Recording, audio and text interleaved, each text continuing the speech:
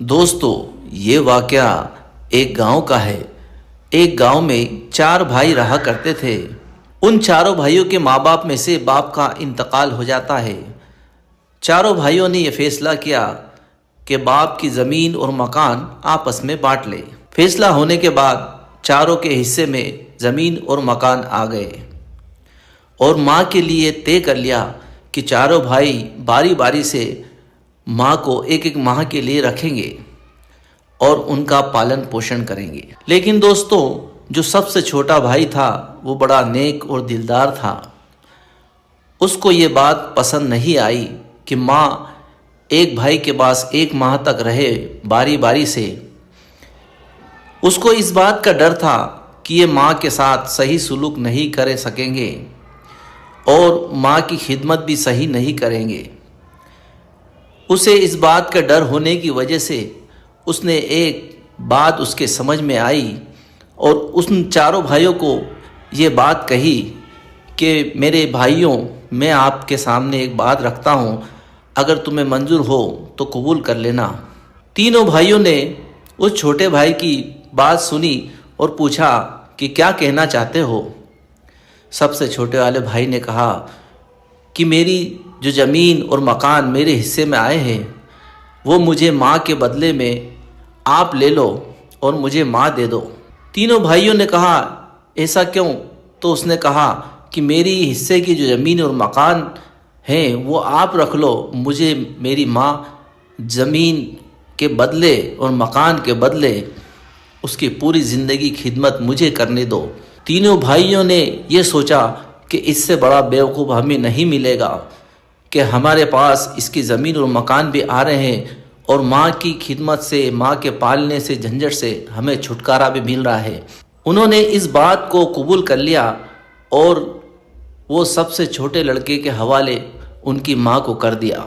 वो सबसे छोटा लड़का अपनी माँ और अपनी बीवी को लेकर एक झोपड़ी जो पहले से उसके पास थी उसमें रहने चले गया। उसके बाद दोस्तों, माँ की खिदमत करता रहा और एक दिन माँ भी दुनिया से चल बसी। उस शख्स की बीवी ने कहा कि अब देखो, तुम्हारी माँ भी दुनिया से चल बसी है और हमारे पास अब कुछ नहीं बचा। उस शख्स ने कहा कि मैंने माँ के बदले में ज़मीन और जायदाद अपने भाइयों को दी है। ये बहुत बड़ा सौदा है, क्योंकि माँ दुनिया की दौलत में सबसे बड़ी दौलत है, इसलिए मैंने माँ अपने हिस्से में ली है। मैंने सुना है कि माँ की खिदमत से दुनिया और आखिरत दोनों में ही बदला मिलता है, इसलिए मैंने चाहा कि माँ को मैंने कबूल किया और ज़मीन और मकान अपने भाइयों के हवाले कर दी। एक बात सोच लो और समझ लो कि माँ की खिदमत करते करते इसका अजर बहुत जल्दी हमको मिलने वाला है। एक दिन वो शख्स, सबसे छोटा लड़का, मजदूरी करके सो गया और ख्वाब में देखा कि 1000 सोने के सिक्के कोई उसे बता रहा है और यूँ कह रहा है कि ये तेरे लिए, तू इसे ले ले। अगर तू इसे ले लेगा तो मैं इसका निशान और कहाँ पर है इसका पता बताऊँगा। उस शख्स ने ख्वाब में आवाज़ आई तो उसी आवाज़ देने वाले से पूछा, क्या इसमें बरकत है? तो उधर से आवाज़ आई, नहीं, इसमें बरकत नहीं है। तो फिर इस शख्स ने कहा कि मुझे नहीं चाहिए, मुझे वो चाहिए जिसमें बरकत हो। अब ये सुबह उठकर अपनी बीवी से तस्करा करता है कि मैंने रात में ख्वाब को ऐसा देखा। उसकी बीवी ने कहा कि तुम नासमझी वाली काम कर रहे हो। अरे, तुमने हाँ कर देना था और उसका पता भी पूछ लेना था। 1000 सोने के सिक्के बहुत होते हैं। उसने कहा, नहीं, मैं वो काम नहीं करता जिसमें बरकत हो नहीं हो, इसलिए मैंने उसको मना कर दिया। फिर दूसरे रोज़ उस शख्स को फिर ख्वाब आया। उस ख्वाब में उसने देखा कि 100 सोने के सिक्के और वैसी ही आवाज़ आई और कहा कि अगर तू चाहता है कि ये ले ले तो मैं इसका पता बताऊं। फिर उसने उसी तरीके से सवाल किया, क्या इसमें बरकत है? तो फिर आवाज़ आई, नहीं, इसमें बरकत नहीं है। फिर उसने उन सिक्कों का इनकार कर दिया। फिर सुबह को जब वो उठा तो अपनी बीवी को उस ख्वाब के बारे में बताया तो उसकी बीवी ने कहा कि अब 1000 के बाद 100 का नंबर आया तो उसको भी तुमने ज़ाया कर दिया। उसने कहा नहीं, मैं बरकत वाला काम ही करता हूँ, इन सिक्कों में बरकत नहीं थी इसलिए मैंने इनकार कर दिया। दोस्तों, अब तीसरे दिन और ख्वाब आया और ख्वाब में देखा कि 2 सोने के सिक्के हैं और उसी तरीके से आवाज़ आई कि अगर तुझे चाहिए तो मैं इसका निशान और पता बता देता हूँ, तू इसे ले ले। उस शख्स ने कहा, पहला ही सवाल किया, क्या इसमें बरकत है? तो उधर से आवाज़ आई, हाँ इसमें बरकत है। जब इसने कहा कि हाँ तो इसका मुझे पता बता दो, मैं इसे लूँगा, तो फिर ख्वाब में ही एक दरख्त का और जंगल का रास्ता और उसका निशान बता दिया गया। सुबह को उठकर इस शख्स ने अपनी बीवी से फिर तज़किरा किया और कहा कि इस बार इन 2 सिक्कों के एवज में मुझे बरकत मिल रही है, यानी कि इन 2 सिक्कों के साथ बरकत वाला मामला है, इसे मैं ज़रूर हासिल करूँगा। वो अपनी बीवी से कहता हुआ जंगल की तरफ निकल गया और वो 2 सिक्के जो उसे ख्वाब में दिखाई दिए थे उनके निशान और उसका पता ढूंढने लगा। उस शख्स को निशान और पता मिल गया, यहाँ तक कि सिक्के भी उसे मिल चुके थे। अब वो सिक्का लेकर अपने घर वापस लौट आया। लौट आने के बाद में अपनी बीवी से कहा कि देखो ये 2 सोने के सिक्के हैं और ये बरकत वाले हैं, इसे संभाल कर रखना। तभी बीवी ने कहा कि देखो हमें फाकों में और परेशानी में बहुत दिन गुजर गए हैं, क्यों ना हम इनमें से एक सिक्कों का कुछ खा लें या हमारी ज़रूरत को पूरा कर ले। तो उस शख्स ने कहा, तुम क्या चाहती हो? तो उसकी बीवी ने कहा कि मेरा आज दिल मछली खाने को कर रहा है, क्या तुम बाज़ार से मछली लाकर दोगे?